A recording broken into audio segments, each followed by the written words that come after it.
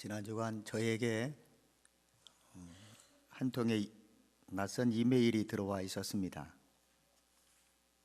이메일의 내용은 제목은 오스트리아에서 온 천사 소록도에 남긴 사랑과 편지라고 하는 제목으로 이메일의 내용이 한 두어 페이지 됐습니다. 이건 제가 작성한 것이 아니고 저에게 건네져 온 내용이기 때문에 제가 좀 원고를 보고 여러분에게 읽어 드리는 것이 도리라고 생각이 돼서 제가 좀 많이 읽도록 하겠습니다.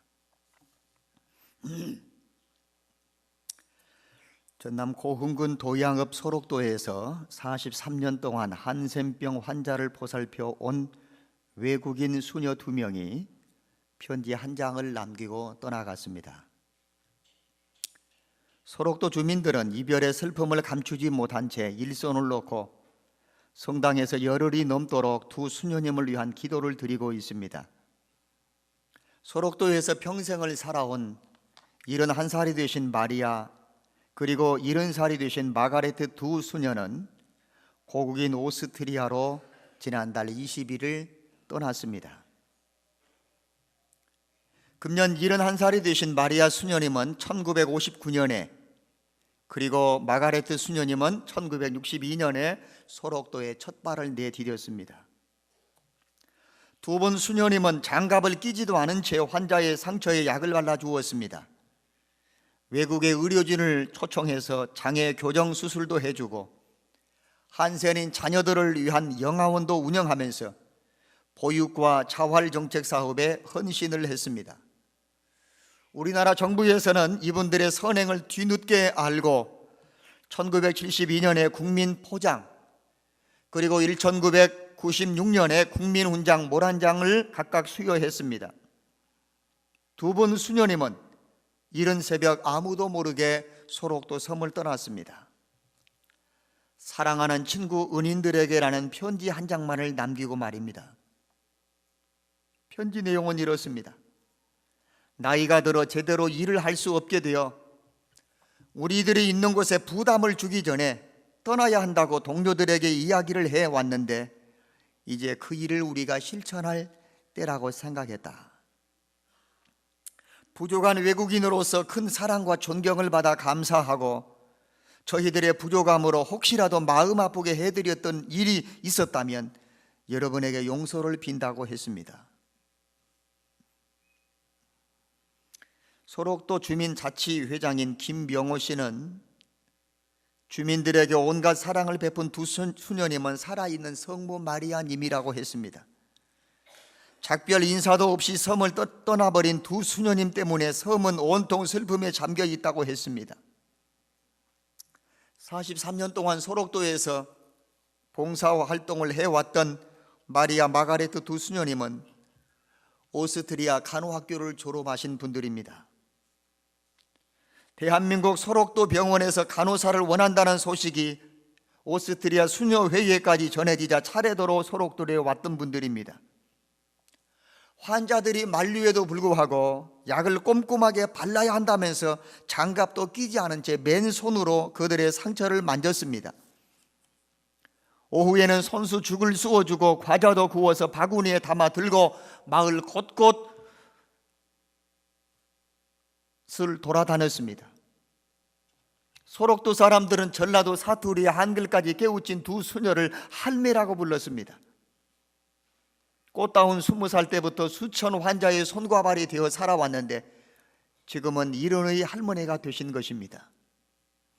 숨어서 어루만지는 손의 기적과 주님 밖에는 누구에게도 얼굴을 알리지 않는 베풀림이 참 베품임을 믿었던 두 사람은 누군가로부터 상을 받거나 인터뷰를 번번이 물리쳤습니다.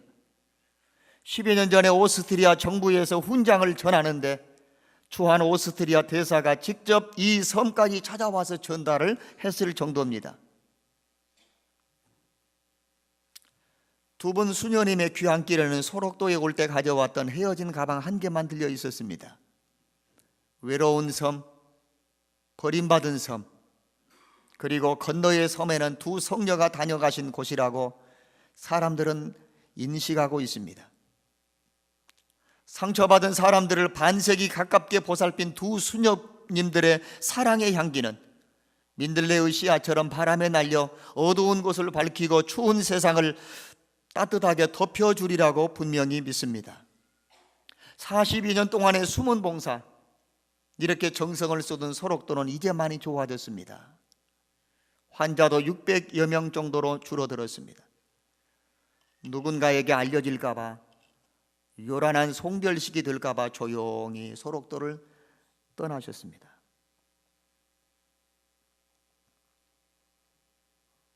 배를 타고 소록도를 떠나던 그날, 멀어지는 섬과 사람들을 멀리서 바라보며 하염없이 눈물을 흘리고 또 울었다고 했습니다. 20대부터 40여 년을 살아왔던 소록도였기 때문에 소록도는 그들에게 고향과 같았고, 이제 다시 그들이 태어난 고향 오스트리아는 40여 년의 세월이 흐른 지금 오히려 낯선 땅이 되었습니다. 지금 오스트리아 수도원 3평 남짓 한 칸 방에 살면서 소록도가 그리워 방을 온통 한국의 장식품으로 꾸며놓고 오늘도 소록도의 꿈을 꾼다고 했습니다. 그분들의 방문 앞에는 그분들의 마음에 평생 담아두었던 말이 한국말로 써 있다고 합니다. 선하고 겸손한 사람이 되자. 선하고 겸손한 사람이 되자. 지금도 우리 집, 우리 병원이 생각이 납니다. 바다는 얼마나 푸르고 아름다운지요. 하지만 괜찮아요. 저희들의 마음은 소록도에 두고 왔으니까요.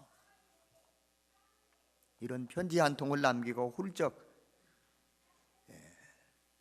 바다 건너에 버림받은 소외된 사람들을 위하여 40여 년 젊음의 한 생애를 헌신해 왔던 두 분, 마리아 마가레트 두 수녀님들은 아마 그 땅에 살고 있는 많은 사람들에게는 성녀와 다를 바 없는 훌륭한 하나님의 사람들이었을 것입니다.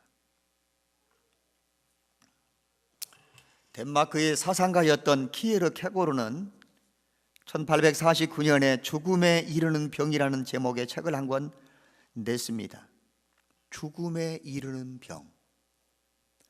본래 이 책 제목을 쓰기 전에 그분은 이 병은 절대 죽음에 이르지 않는다라는 주님의 말씀을 읽고 묵상하면서, 이 병은 절대 죽음에 이르지 않는다라는 주님의 말씀을 읽고 묵상하면서 죽음에 이르는 병도 있구나, 책 제목을 쓰게 된 동기를 말했습니다. 우리가 일반적으로 알고 있는 죽음이라는 것은 육체적인 죽음을 생각합니다. 성경에 수많은 사람들이 우리가 살고 있는 이 땅을 다녀갔습니다. 그러나 가장 존경스러운 이 분의 죽음을 성경은 이렇게 기록을 했습니다. 저가 기운이 지나여 죽었더라. 기운이 지나여. 하나님께서 우리에게 이 땅에 살 수 있는 일생이라고는 한 생애를 살다가 기운이 지나여 죽었더라. 오늘 예배 의자리에 앉아 계시는 저와 여러분 모두에게도 하나님께서 주시는 생을 우리가 하나님의 은혜로 살다가 기운이 지나여 하나님 앞에 부름받는 은혜가 임하기를 축복합니다.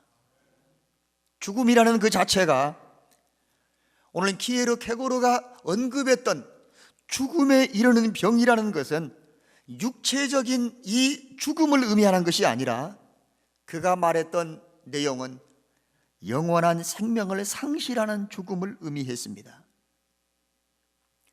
우리를 죽음에 이르게 하는 그 죄를 절망으로 보았고, 절망 그 자체는 자기를 잃어버린 자기 상실이고, 자신을 존재하게 하셨던 하나님과의 관계가 멀어져 버리고, 그 관계가 끊어져 버리고, 그 관계가 상실된 것을 죽음에 이르는 병으로 그는 명명을 했습니다.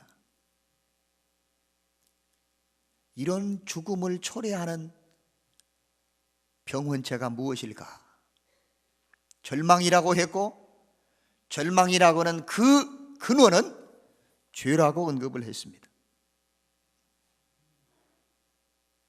사실 영적으로 하나님과의 관계가 상실되어져 버린, 죄 때문에 피할 수 없는, 모든 사람이 한번 태어나 죽는 것은 정한 이치인 이 죽음을 피할 수 없는 현실이지만, 우리의 삶의 주변에는 절망뿐만 아니라 육체적인 죽음에 이르게 하는 질병들도 많아졌습니다. 하나님과의 관계가 상실되어진 영원한 죽음 이전에 육체적인 죽음을 두려워하는 사람들을 우리는 자주 만나게 됩니다. 사람이 병을 만나지 않으면 좋겠지만, 병은 내가 원하든 원하지 않든 그림자처럼 많은 사람들을 따라다닙니다. 우리들의 삶은 떨어질 수 없는 관계를 가지고 있습니다. 누구나 병을 피하려고 하지만 원치 않는 질병은 곧잘, 원하지 않고 반기지도 않지만 그 질병은 우리를 그림자처럼 따라다니면서 우리에게 달려옵니다. 오늘 우리 함께 읽었던 시편 41편의 말씀, 이 시편을 기록했던 저자를 성경은 다윗의 시라고 언급을 했습니다. 다윗은 분명 자신이 병을 앓았던 사람, 그 흔적을 가지고 있습니다.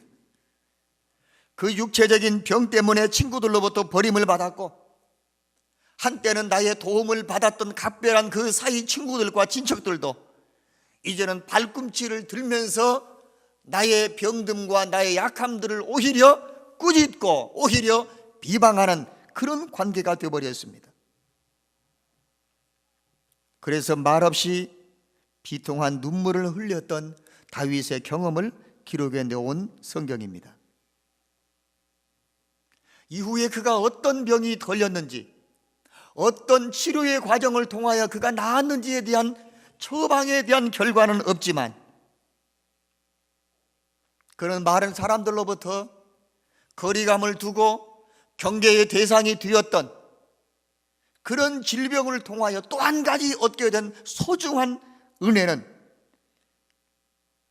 이 병을 통하여 삶에 이르는 병이 있다는 것을 하나님 앞에서 몸소 체험을 했다는 것입니다. 육체의 질병은 아팠다가도 낫기도 하고, 나았다가 다시 또 아프기도 하고, 히스기야처럼 죽을 병이 걸렸으나 그는 하나님의 은혜로 다시 나아서 15년을 살다가 그는 다시 모든 열조, 모든 인생, 우리의 선조들이 갔던 그 길을 갔습니다. 하지만 그 육체의 약함이나 아픔, 질병을 통하여 다윗이 깨달은 것은 무엇이냐? 아하! 육체의 질병은 마지막 우리를 절망으로, 그리고 우리를 죽음으로 이끌어가지만, 이 아픔과 약함을 통하여 죽음에 이르지 아니하는 병이 있다는 것을 하나님 안에서 기도하면서 다윗은 깨달았습니다. 병상에 누워있던 다윗은 이런 기도를 드렸어야 정신이 말짱한 사람입니다.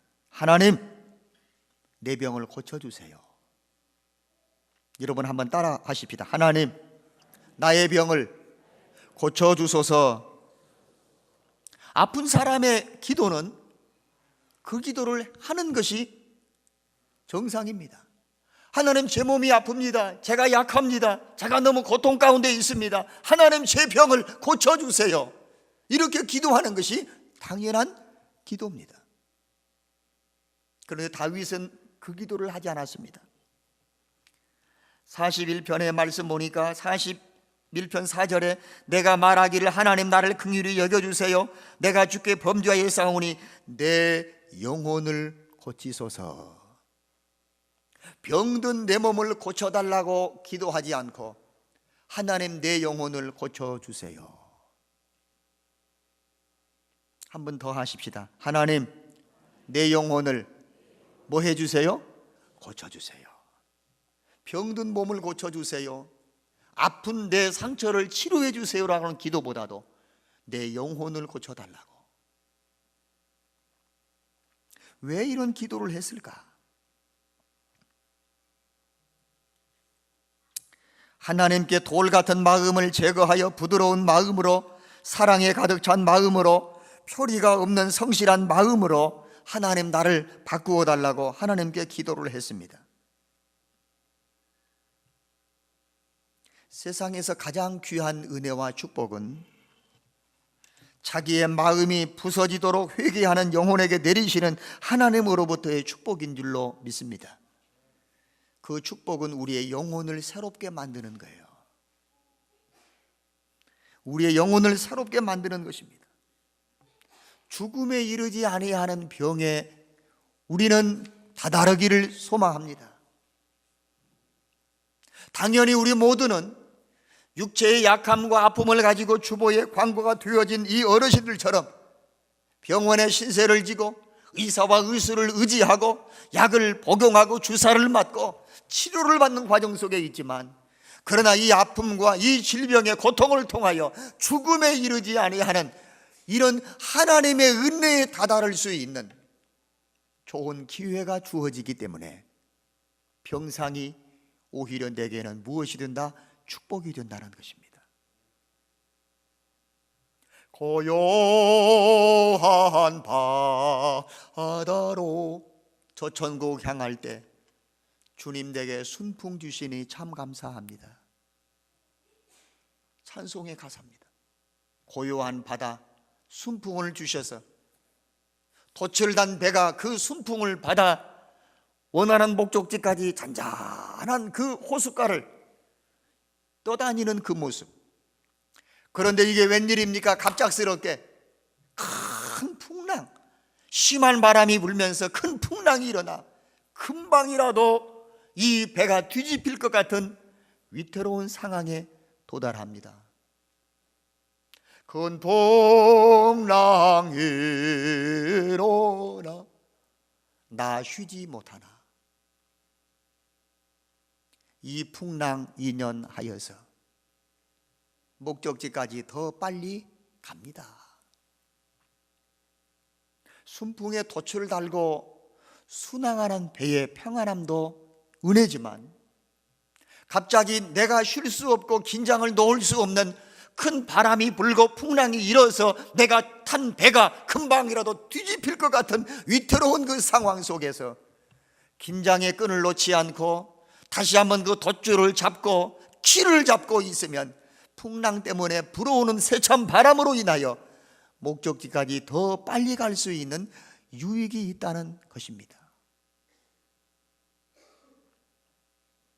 때로 우리에게 약함이나 아픔, 육체에 원하지 않는 질병, 강도처럼 우리에게 찾아와서 기침으로 콜록거리게 하고 콧물을 흘리게 만들고, 약을 복용하고 머리를 여러 번 이렇게 끈을 묶어가지고 끙끙거리면서 우리가 아파하는 고통이 있지만, 그러나 그 고통을 통하여 죽음에 이르지 아니하는 그 하나님의 은혜를 맛볼 수 있는 큰 풍랑의 기회로 여긴다면, 그 큰 풍랑이 오히려 내게는 전화유복이 되고 죽음에 이르지 아니하는 하나님의 영광스러운 축복을 우리가 경험할 수 있기에 병상이 오히려 내게는 무엇이 될 수가 있다고요? 축복이 될 수 있는 것입니다.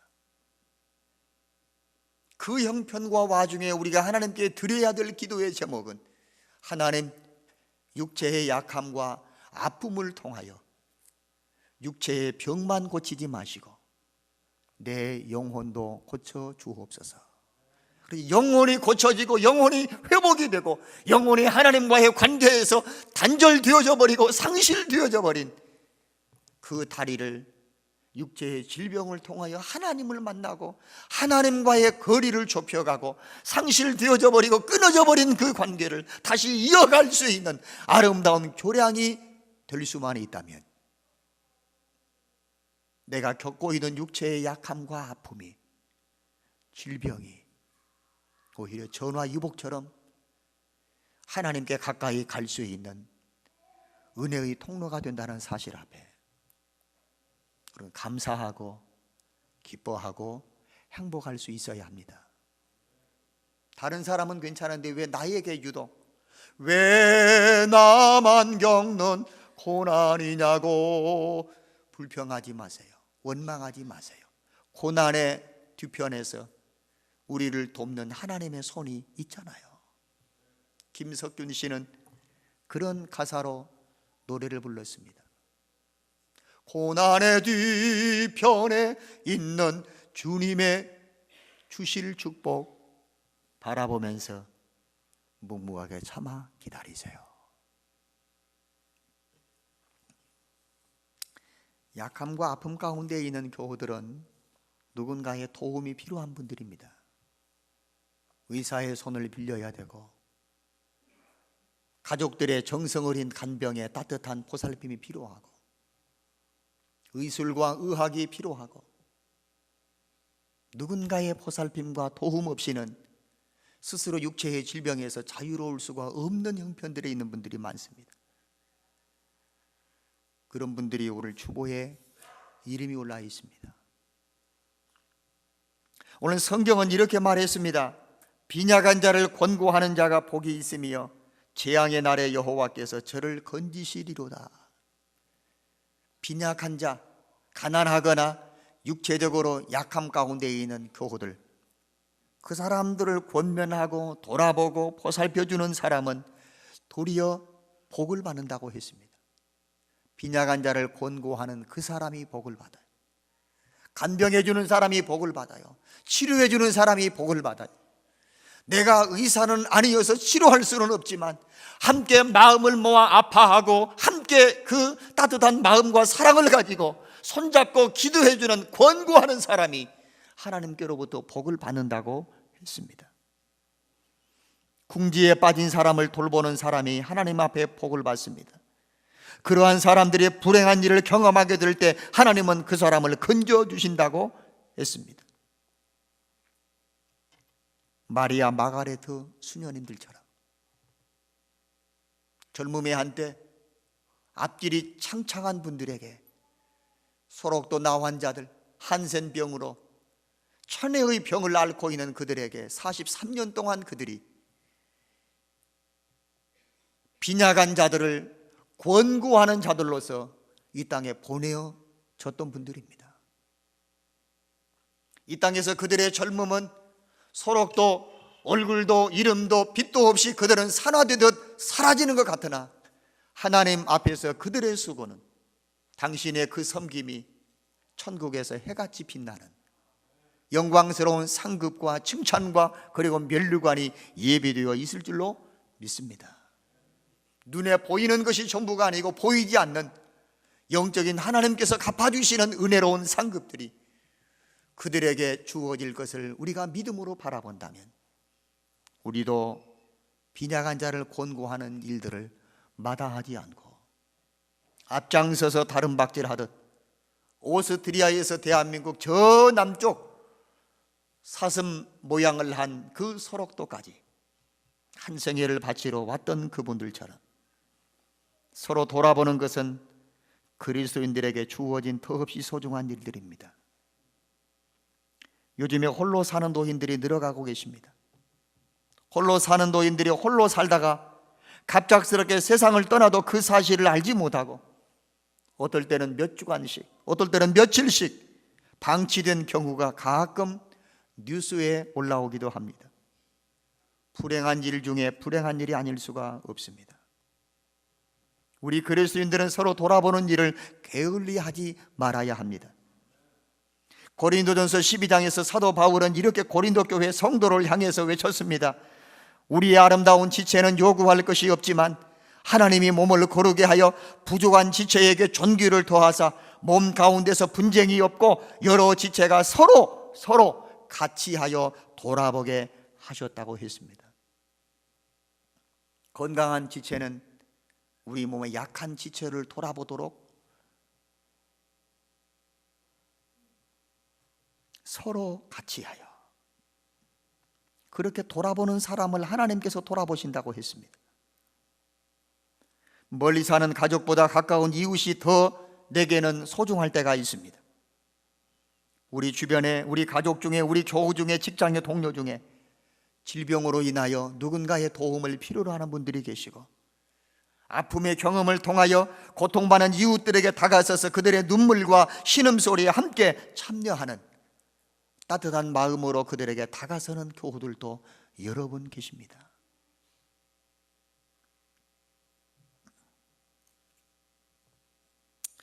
우리는 모두가 다 마리아와 마가레트가 될 수는 없습니다.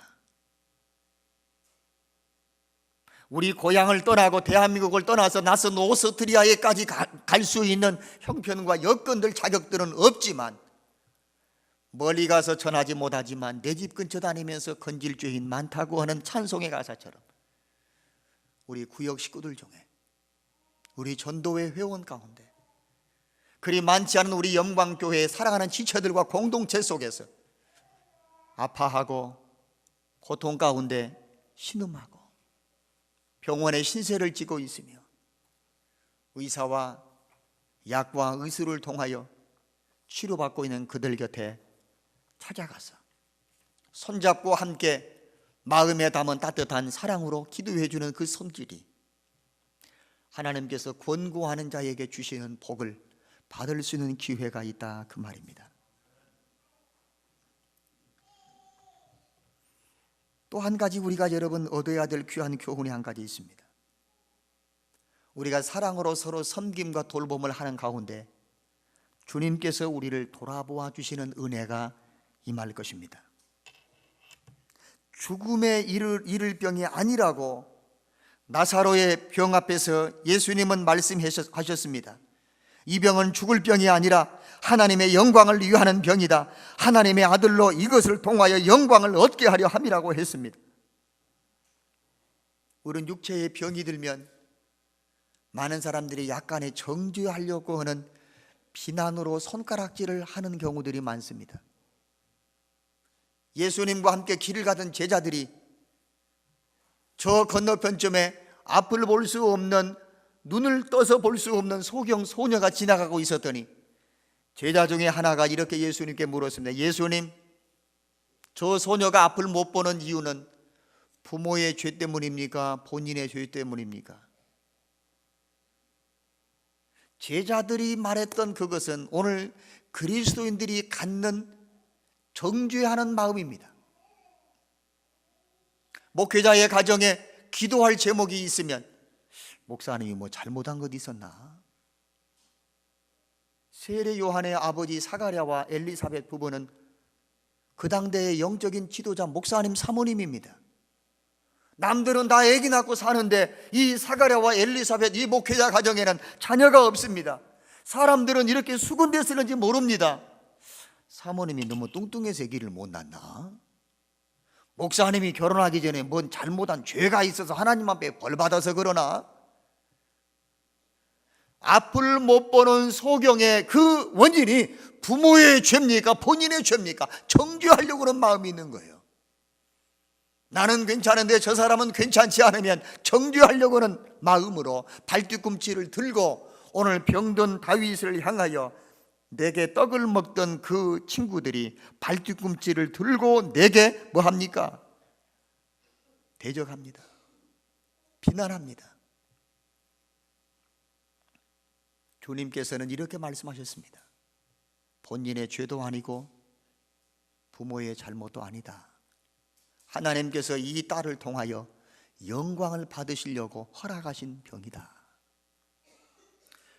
친구인 나사로의 병 앞에서 예수님께서 하신 말씀, 이 병은 죽을 병이 아니야. 하나님의 영광을 위함이고 이 나사로 친구의 병 때문에 하나님의 아들인 나를 통하여 영광을 얻게 하시기 위하여 하나님이 허락하신 것이라고 했습니다. 병을 우리 몸에 경험하게 될 때 절망하고 슬퍼하게 됩니다.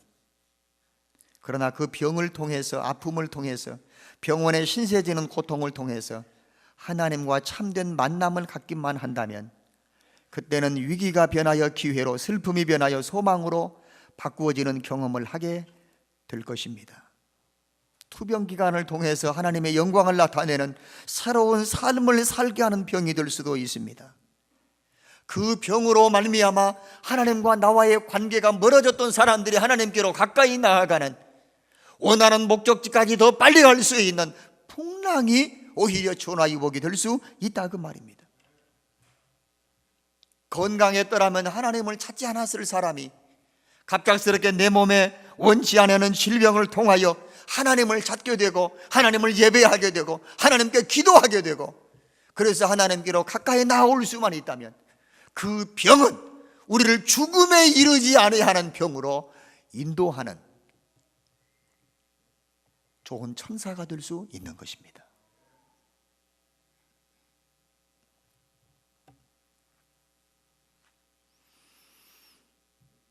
우리가 정말 무서워해야 할 것은 우리의 몸을 괴롭히는 육체의 질병이 아니라 하나님을 알지 못하는 영적인 전인적인 병입니다.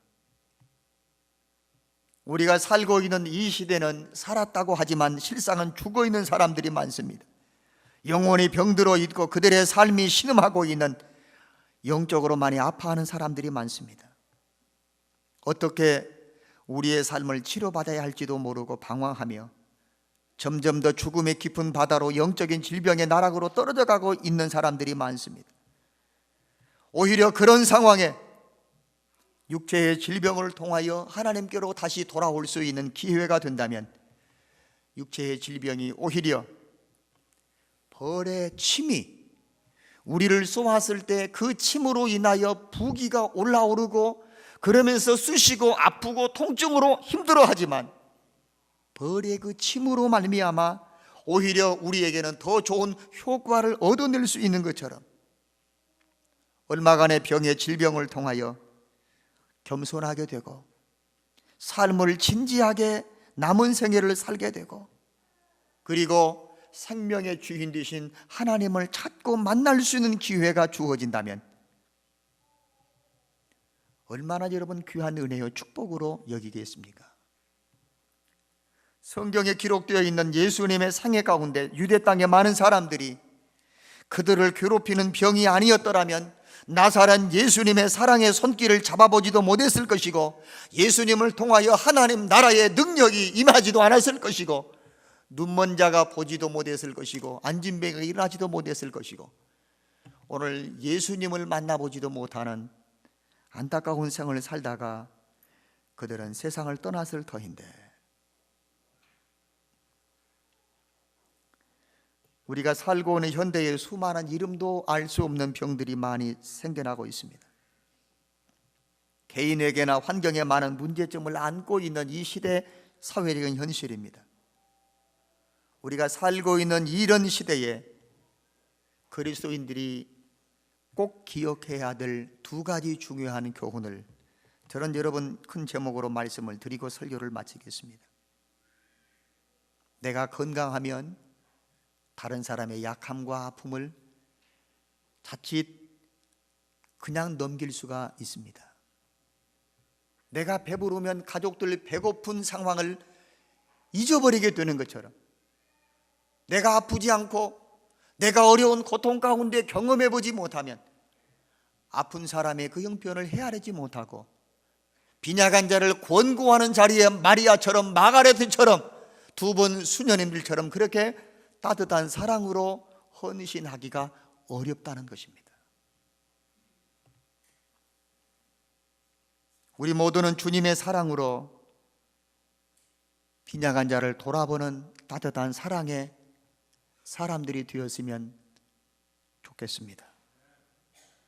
빈약한 자를 권고하는 자에게 하나님은 복을 약속하셨습니다. 그럴 때 주님께서 저들을 돌아보시고 그 병을 이겨나갈 수 있는 십자가의 복음으로, 그리고 다시 한번 주님과의 만남과 그리고 하나님 나라의 그 기적을 경험하게 될 줄로 믿습니다. 그래서 육체의 질병은 나를 죽음으로 이끌어 가려고 하지만, 그러나 그 육체의 아픔과 질병을 통하여 하나님을 만나고 예수를 믿게 되는 계기가 되어지면 그는 죽음에 이르지 아니하는 질병으로 나아가는 지름길을 걷고 있기 때문입니다. 이제 성경 한 구절 앞에 화면을 보시고 우리 함께 읽고 설명을 드리겠습니다. 야고보서 5장 13절부터 우리 다 같이 한번 따라 읽읍시다. 크게 읽읍시다. 너희 중에 고난당하는 자가 있느냐? 저는 뭐 할 것이요? 기도할 것이요. 즐거워하는 자가 있느냐? 그 사람은 뭐 하라고요? 찬송할지니라. 그뿐입니까? 야고보서 5장 13절부터 15절을 제가 요청했는데 13절만 쓴 것 같습니다. 전기세가 많이 나올까 봐 많이 안 쓰셨나? 14절 또 나오네요. 예, 다 같이 읽읍시다. 너희 중에 병든 자가 있느냐? 저는 교회 장로들을 청할 것이요 그들은 주님의 이름으로 기름을 바르며 위하여 기도할지니라. 그 다음에 믿음의 기도는 병든 자를 구원하리니 주께서 저를 일으키시리라. 혹시 죄를 범하였을지라도 사하심을 얻으리라. 아멘. 두 가지 양면성을 여러분 잘, 이제 본문은 지워졌지만 너희 중에 병든 자가 있느냐? 병든 그 사람이 기도할 것이요. 두 번째, 너희 중에 병든 자가 있느냐? 그 사람은 반드시 교회 장로들을 청할 것이요. 그리고 그 장로들은, 초청받은 그들은 주님의 이름으로 기름 바르며 위하여 기도하라고 했습니다. 빈약한 자를 권고하는 자로 부름을 받았다는 것입니다. 그러면 믿음의 기도는 병든 자를 구원하리니, 그 다음에 누가 일으키신다고요? 주께서 저를 일으키시리라. 질병 가운데 아파하고 고통 가운데 있는 너희 중에 병든 자는 기도하십시오. 본인이 기도하십시오. 목사님도 기도합니다. 장로님도 기도합니다. 가족도 기도합니다. 교회가 기도합니다. 그러나 무엇보다도 본인이 기도하십시오. 너희 중에 병든 자가 있느냐? 본인인 저는 기도할 것이요. 너희 중에 병든 자가 있느냐? 교회 장로들을 청할 것이요. 저희는 초청받은 권고하도록 부름받은 자들은 기름을 바르며 위하여 믿음으로 기도해 주라.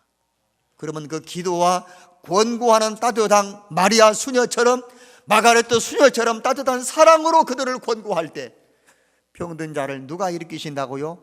주께서 일으키시느니라. 할렐루야. 주님이 역사하는 거예요.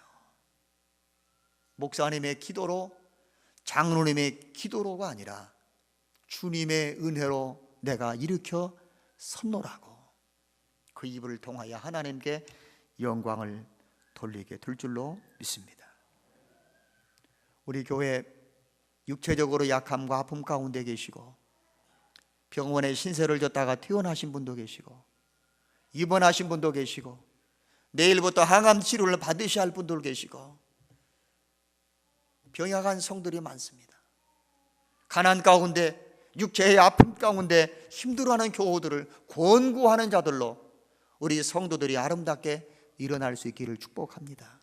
따뜻한 사랑의 손으로 잡고 기도하시고 마음을 쏟아서 눈물로 하나님 앞에 기도하시고, 저희는 믿음으로 기도할 때에 주께서 병든 자를 일으켜주시는 기적의 주인공들이 되게 분명히 될 줄로 믿습니다. 우리 영광교회의 사랑하는 성도들, 우리 모든 건강한 성도들이 빈약한 자를 권고하는 자들로 하나님 앞에 헌신하시고 쓰임 받으시고, 멀리 병원까지 가지 못하지만 있는 자리에서 기도하시고, 화요일날 낮과 밤, 그리고 목요일날 저녁, 금요일 심야기도 새벽마다 권고하는 자들로 하나님 앞에 부름받은 줄로 알고, 나에게 건강 있는 것 주님 일하라고 주신 거예요. 나에게 주신 재능들 주님 일하라고 맡기신 거예요. 나에게 재물 있는 것 주님 일하라고 맡기신 거예요.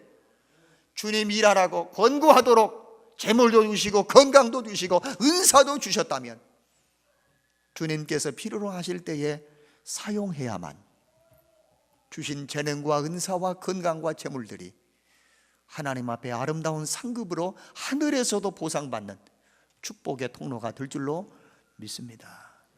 병약한 성도들을 점심 드시면서도 손잡고 그분들 곁에 가셔서 같이 식사하시고, 혹시 점심을 드시지 못하는 형편이면 예배의 자리 끝나고 나가시면서 손잡아 주시고 힘내라고 기도하고 있다고, 주께서 일으켜 주실 것을 믿고 확신하며 기도하고 있노라고, 주께서 저를 일으켜 주시는 기적이 우리 영광교회에 분명히 일어나게 될 줄로 확신합니다.